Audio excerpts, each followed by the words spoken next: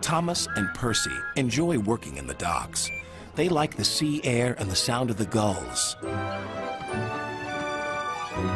But one day, the friends were feeling hot and bothered. A crane was causing trouble.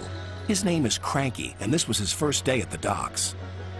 "You're useless little bugs," he called from above. "If you put these freight cars on the inside lines, then I wouldn't have so far to travel." "Rubbish," said Thomas. "No crane has ever complained before." "Well, I'm complaining now." And Cranky banged his load down on the quayside.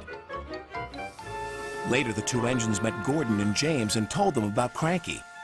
"Cranes are airy-fairy things. They need a lot of attention, like me, in fact," said Gordon. "You should see the situation from Cranky's point of view," said James.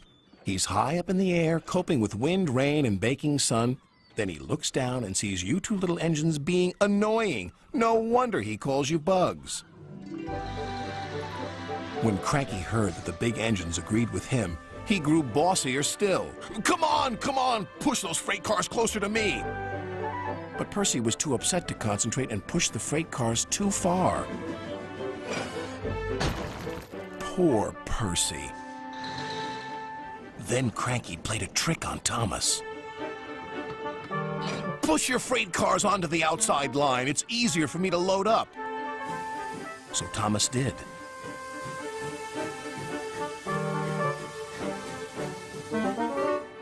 But Cranky left the loads beside the freight cars, not in them. "You must have known my arm can't reach you there," complained Cranky.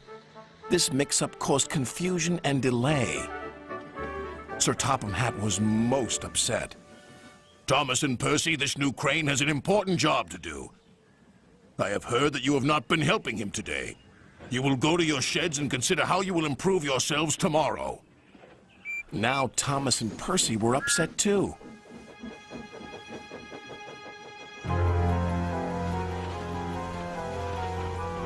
That evening, a big storm raged across the island.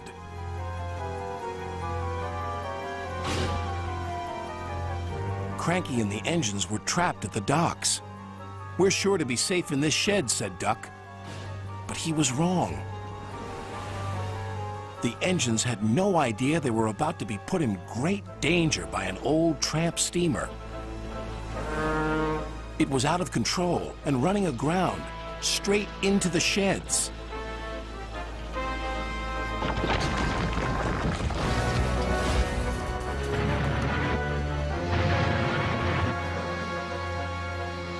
Ah! "Help!" called the engines from inside the shed. "I can't!" called Cranky. When the storm was over, Sir Topham Hatt rushed to the scene of destruction. "Thomas and Percy will help you," he called to Cranky. "And then you can help the engines." "Oh, please hurry," cried Cranky, "and tell them I'm sorry I was rude to them." "So it was you," murmured Sir Topham Hatt. "I owe those engines an apology." Thomas and Percy soon came to the rescue. And it wasn't too long before Cranky was upright again and clearing the wreckage.